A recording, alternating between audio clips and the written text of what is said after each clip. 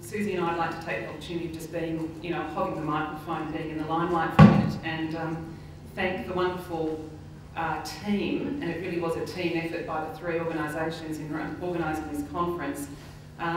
Amazing women from the Australian Domestic and Family Violence Clearinghouse in New South Wales, obviously Women's Health Goulburn North East and Women's Health in the North.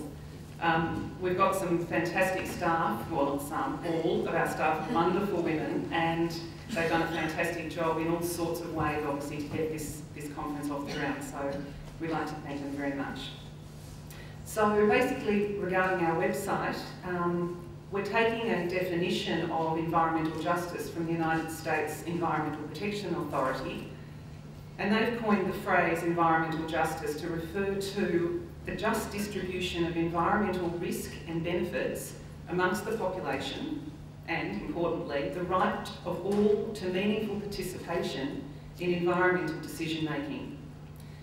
We see our website as actioning this theory. The website offers thoughtful, educational and engagement opportunities for everyone, we hope, and it draws together the work of, obviously, the two organisations, Women's Health Goulburn North East and Women's Health in the North, to engage women, workers, organisations and governments. Our work with women in Kinglake and other parts of Murrindindi, Mitchell and Nillumbik Shires is where the effects of extreme weather events are so evident. And the decade-long drought has been insidious rather than chaotic, and its damage to women's health and well-being is clear. The effects of bushfires and floods have been devastating to everyone living in these areas. Subtler indications emerge in the experience of city women and women living in the urban fringe, with increased power bills, crowded and disrupted public transport and food insecurity. So the question begs, why concentrate on women? Climate change has been recognised as a risk multiplier. So populations are already disadvantaged will be hit the hardest. This includes women, because women carry a greater burden, and there are three main reasons for this. The social construction of womanhood that includes more caring responsibilities, women's longer life expectancy, and women's poverty. The interaction of these factors with discrimination such as sexism, ageism and racism put women at risk of environmental injustice. Yet despite the clear link between gender and the experience of climate change, we rarely hear gender mentioned in discussions of environmental research or policy planning and implementation. So we're hoping that this website, with its wealth of resources, will be a small step, maybe a big leap, to changing this.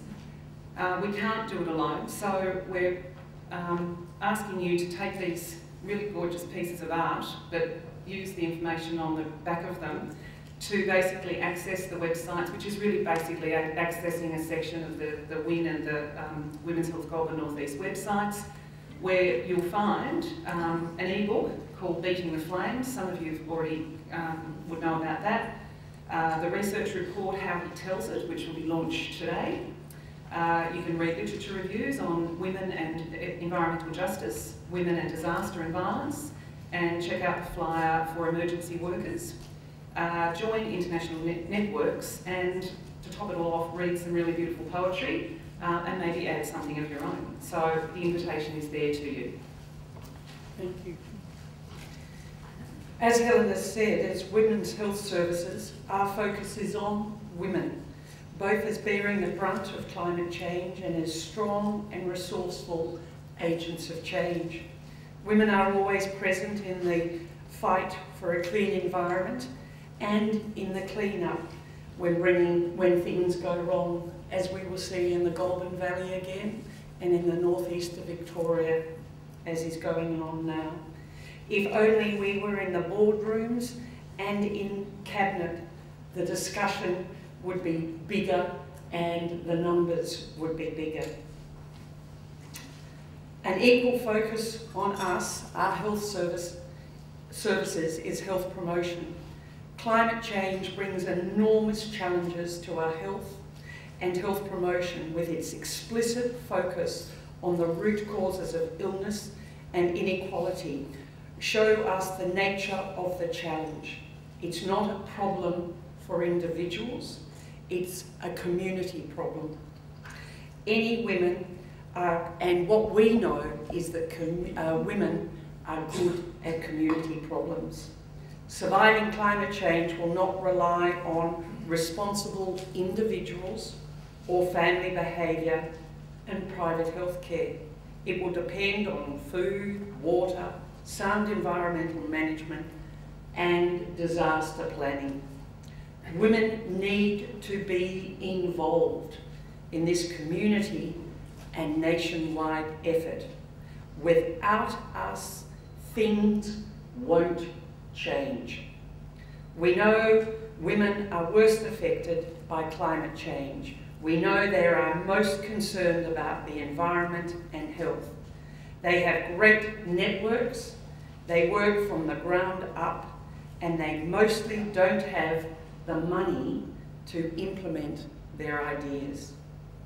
Women's health services will continue to gather evidence about the nature and extent to which environmental justice issues affect women living in our regions and find ways to influence decision makers to listen.